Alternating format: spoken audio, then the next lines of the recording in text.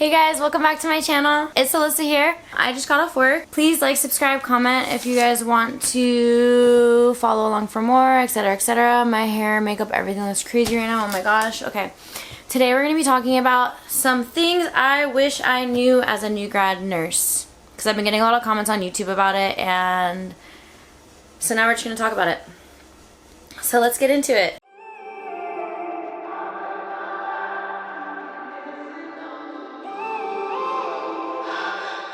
So these are going to be like the random things that I feel like I wish people told me, not things that I feel like everyone tells everybody. So number one, wear compression socks. Nobody told me about it. I just had to find out on my own. You will get varicose veins. Just wear compression socks. Just wear them, just wear them, just wear them. Drink a lot of water. Try to, during your shift, buy a water bottle that's going to inspire you to drink water, and bring that thing with you and just drink as much water as you can. No matter how much experience you have, some days you'll feel like a great nurse, and sometimes you'll feel like you are the trash bag of the planet and you are the worst nurse that could ever be, and you just don't understand how you could ever take care of anybody. Sometimes you'll have anxiety, sometimes you'll feel guilty, sometimes you'll be angry, sad. If you can just try to remember that what you're feeling is a culmination of your job and everything that comes along with it, and if you can just try to like see through all of that, then you'll be better as a person and as a nurse, in my opinion. Because some days are really, really hard, and some days you'll feel just terrible about the job that you did, even though you did your best, and it was still not good enough, and it would have never been good enough, you know? And that's what you have to realize, is that maybe it just would have never been good enough, no matter what you did, you know? There are some people that die, and no matter what you do, they're going to die. There are some people that are angry at you, and no matter what you do, they're going to be angry at you. Sometimes you have to be assertive with doctors about your patients, and I learned this from one of my preceptors when I got into the neuro and trauma ICU. Just those doctors just weren't like as honest about the prognosis with the patients, and my preceptor used to pull them back and be like, you need to be honest with them, and they'd be like, we were, and they wouldn't tell them that, you know, the patient wasn't going to heal all the way, that the patient wasn't going to be exactly how they thought the patient was before, right? And she would pull them back and she'd be like, you need to tell them that this patient's going to die. And then they would go back and tell them that. But it's like, I don't know, that might be a bad example, but that was like when I really first saw someone being really assertive with doctors. And then right after that, guess what? A doctor started yelling at me on the phone, and I would just be like, call me back when you want to talk to me like an adult. Click. But now I've found better ways to deal with it. You might not want to say that. You might want to say something like, I feel like there's a disconnect between the situation and the tone that you're choosing to take. Why don't we take a couple minutes and then we'll circle back around? Something like that. That's a little better. A little bit more professional. But it still is a huge FU, right? So I've learned, but stand your ground. Don't let anybody talk to you like you're trash. And if they are, then say something, but say it nicely or professionally, and just bring it to their attention. My other favorite is like, okay, and your point. Okay, and your point. And you just keep saying and your point, because whatever they're getting to is that it's mean. When it comes down to it. Like if they're saying, okay, and your point, well, what I'm saying is that's weird. Okay, and your point, well, it's weird. And your point, it's weird. So you're just saying that you're just trying to bully me, because there's nothing constructive in this at all. That might not be good advice either, but that's what I do, and it just makes people like, huh? That and there seems to be a disconnect between the situation at hand and the tone that you're choosing to take. Why don't we take a breather and circle back in a few minutes? Click, hang up, or just walk away, depending. I literally have had doctors call me back and apologize to me. When you call a doctor, write everything down before you call them, like everything. And because you're gonna forget, like as soon as the doctor answers the phone, or if his secretary answers the phone and then the doctor has to call you back, you're gonna just be like, I was calling on 52, but I can't remember what I was calling for. Like that always happens to me. So I mean, not always anymore, but it used to always happen to me. I would say I'm still to this day always trying out other people's report sheets. I still have mine that like I make myself, And I feel like you will make your own report sheets, but I feel like it is important just so you can see like different styles of report sheets. Like, you know how you'll see people that, actually you probably don't know because you're new grads, but you'll see people like making copies of their report sheets at the nursing station. And also you'll just see people that have like stacks of their own, and your preceptor will probably give you one too. But just be open to anybody that has a report sheet, and just like try out the report sheet for a day. Or if you have, you know, if you're working on the floor and you have multiple different patients, like try out like a different report sheet for each patient, because then you'll be able to see like what really works for you. And you can also like kind of do what I did, which is where I tried out everybody's report sheets, and then I made my own and out of like everybody's, and now I just kind of copy it. And I think it's so funny because so many nurses, like all of our report sheets are so the same but different, right? So, I don't know. But you literally will find out what works for you. But until you do, my biggest tip is just to take everybody's report sheet and just try them all out. And then you'll see what you like. And then you can even create your own, like how I did. Okay, another big tip that I have is to avoid nurse-on-nurse drama. Even avoid nurse-on-patient drama, but that's like another topic for another day. But definitely, even with your preceptor, I mean, if you really feel like you can trust your preceptor, then talk to them if you want about certain things. But my advice is, if you're in the lunchroom, you hear people talking about somebody, or if somebody asks you, oh, what do you think about them? Like, just don't even participate. It's just better that way. Don't say anything to somebody that you wouldn't say to their face.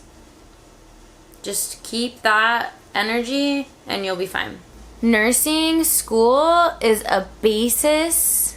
I repeat, a basis. When you're a new grad, they don't expect you to know everything. They really don't.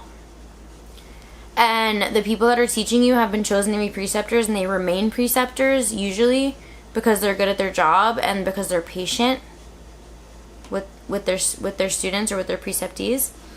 So if you don't know something, just ask. And if you don't know something, say it. Don't be like that. Oh, gosh, I feel so bad for that new grad, but don't be like that new grad that went and crushed up all these meds and then put them through the IV. Or there was one nurse, and she was precepting me back in Tucson, and she was like, I can't remember what it was. Oh, she was on me like a hawk, and I was like, why are you like no offense, but like, why are you on me so bad? And she was like, sorry, I just have anxiety. The last person that I precepted was a new grad, and they put the medicine in the A-line. They hooked up the Levo to the A-line. I was like, wow. Yeah, so don't do that. I just always, if you don't know something, just say it. I literally, to this day, last night I even went up to one of the staff and I was like, hey, look, they have these adapters that you put on called Rose adapters onto the A-lines. This is the first hospital that I've been to where they have them. So, and I've always known about whips and A-lines, and I've known about how to manually fix them, but I didn't know they had actual devices to help with the whip, or I don't know. That's what they said, but I have to research it more. But either way, I didn't know anything about it. My patient's arterial line, which the arterial line is a line that measures the blood pressure through your artery as opposed to your blood pressure cuff. So to make sure that's accurate, you'll check your blood pressure cuff and you'll check your A-line. Well, my A-line was like 30 points higher, 30, 40, 50 points higher, and somebody was like, oh, put a Rose adapter on. I was like, what the heck is that? And I put the Rose adapter on and completely fixed it. So, and they were both correlating fine. Because when they're not correlating, then you're like, oh, do you go by the A-line or do you go by the cuff? And you have to talk about it with the doctor, which one's more accurate, because my patient's, his A-line was sustaining 180, but his cuff was sustaining 120. So do I treat the blood pressure and potentially bottom him out based on the cuff? Or do I, you know? I don't know. Anyways. Circling back to how nursing school is a basis, most of your job is learned on the floor in your first year. Regardless of what floor you're on. If you're on ICU, cardio, if you're on med-surg, tele, even if you're on whatever floor that you're on, the first year is where you learn everything.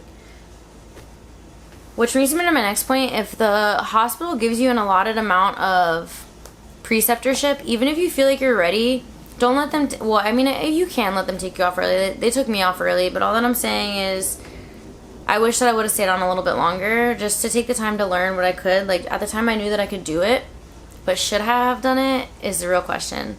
And, I mean, for me, I always stop and, you know, I always let people know when I do or don't know something, but that may not always be the case, so. Also, if you feel like you and your preceptor aren't a good match, I mean, give it some time for sure, but if your preceptor's like berating you and making you cry every day, maybe that's a preceptor that's fallen through the cracks, and maybe you shouldn't have that preceptor, and you're always, always, always allowed to switch them.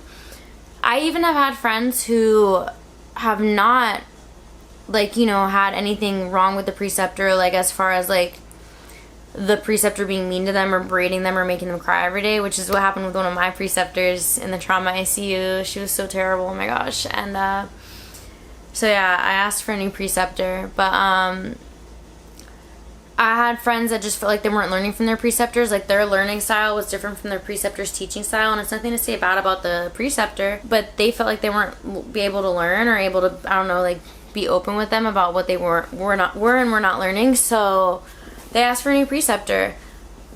And that leads me to another point, which is do not be intimidated by preceptors that are supposed hard asses or that are supposedly going to be on your ass.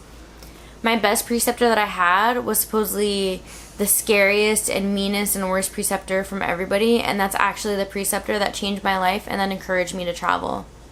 Shout out to Suswana. You changed my life, and I'll never forget you.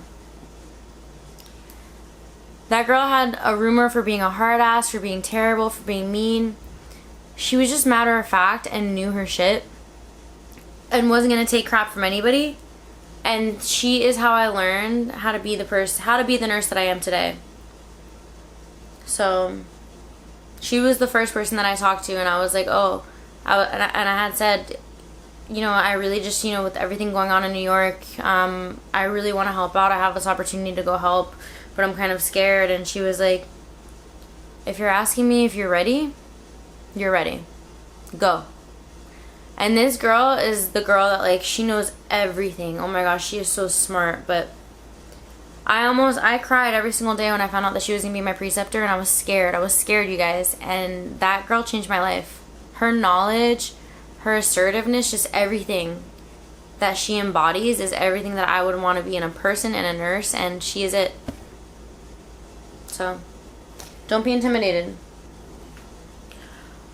Also, regardless of any unit that you're going into, or even when you're taking any of your tests, anything, just remember that, like, I did it so you could do it, right? Other nurses that you watch on YouTube or on TikTok, whatever, other nurses that you see that you've precepted that are working at the job that you're working, they did it so you can do it. Don't doubt yourself. I feel like we doubt ourselves so much because of our nursing instructors that can be so mean and so competitive and just make you question everything that you do. So then we are bred out of nursing school just to doubt ourselves and to berate ourselves and just hit ourselves down and knock ourselves down more and more and more. So then when we finally get what we've been working for, we're just like, I don't deserve this. I don't know if I can do this. Just know that I did it so you can. They did it so you know you can. All of us did it. There's nothing different between us and you besides the fact that we just overcame our fears and did it. And just keep that energy with everything that in life and you'll be fine. But everything in nursing specifically. Always just like, always just remember that someone else did it. Just look at somebody that inspires you that has done the same thing you did and just say, they did it so I can do it. And always admit when you don't know something and you will be fine. Those are my two things. And that's why I've survived and I've gone so far. So far. Remember that healthcare is a business. I don't want to poison you guys because I mean, even five years into it, besides my LPN, 5 years into it, and I'm still pretty happy-go-lucky and I'm not burned out. But as somebody on TikTok had told me, as a Taurus, you work hard, you relax hard.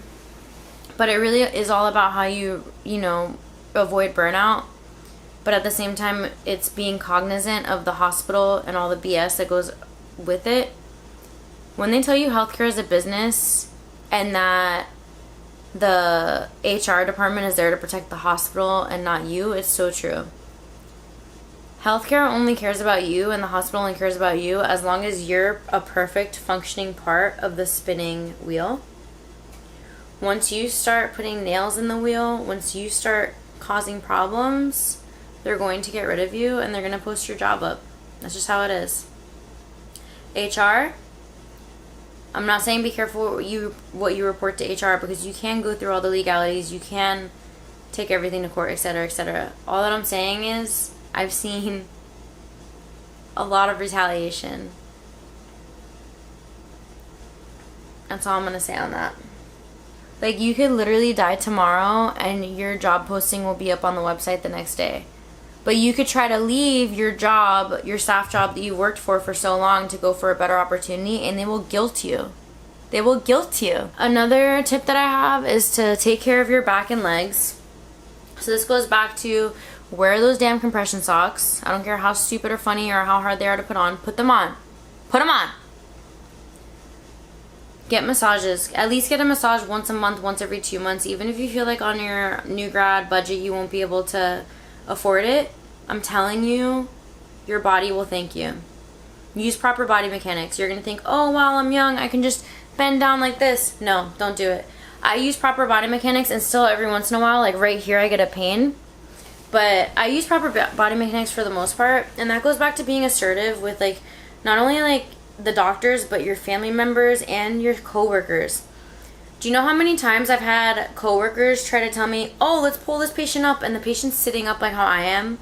And I'm like, look, we can pull the patient up like this, but I need 3 or 4 more people to do it this way, because we're pulling against gravity. We're pulling the patient straight up and the patient's sitting up. It makes no sense. Unless the patient had a procedure that they can't sit up like that, ask them, is there a reason why we can't put the patient's head down? I just cannot pull the patient's head up like this. I am trying to protect my back. And if they say anything derogatory towards you or make fun of you, then say, okay, well, I'm sorry, you have to find somebody else to help pull your patient up. And you'll just have to deal with the fact that that person may not want to help you. But in the end, when you're pointing out something that it has been taught in nursing school and that has been, you know, drilled into our heads, the person's usually going to back down and just be like, okay, you're right, because you are right, right? You should not be pulling people up sitting straight up above to gravity. You shouldn't be pulling people up when they're sitting at a 90-degree angle. You should put them at 0 degrees at least, but I usually Trendelenburg them. Also, while you're cleaning a patient, if they can tolerate it, if you Trendelenburg them, when you turn them, gravity will just move them up, so you don't even have to pull them up. Let's see. Also, I feel like everybody should try to work out at least 3 to 4 days a week. If you're working night shift, you should try to meal prep. I feel like those are pretty much like my biggest new grad tips right now that I have. It's going to be hard. You're going to feel confused a lot of the time. You're going to feel like you don't know what the heck you're doing. My biggest thing is just, like, I don't know, read all your orders as soon as you get in. Like, as soon as you get into the hospital, read all your orders. Look at your assignment. And get there a little bit early if you can to go through your charts. But I know a lot of hospitals don't really, like, allow that legally anymore. You have to be clocked in to be looking at the charts. But, you know, just, and ask your preceptor everything. Like, no matter what. Don't be scared. So, I think that those are all my tips for right now. I probably have a lot more, but those are just some of, like, my basic, like, those are some of my basic tips that I feel like no one really talks about. My obscure nursing new grad tips. So anyways, please like, subscribe, comment if you, I guess, enjoyed this video. Also follow me on TikTok if you guys want daily posts. My TikTok username is Liz Gray. Thanks for watching. Bye guys. Child, when you're out on your own.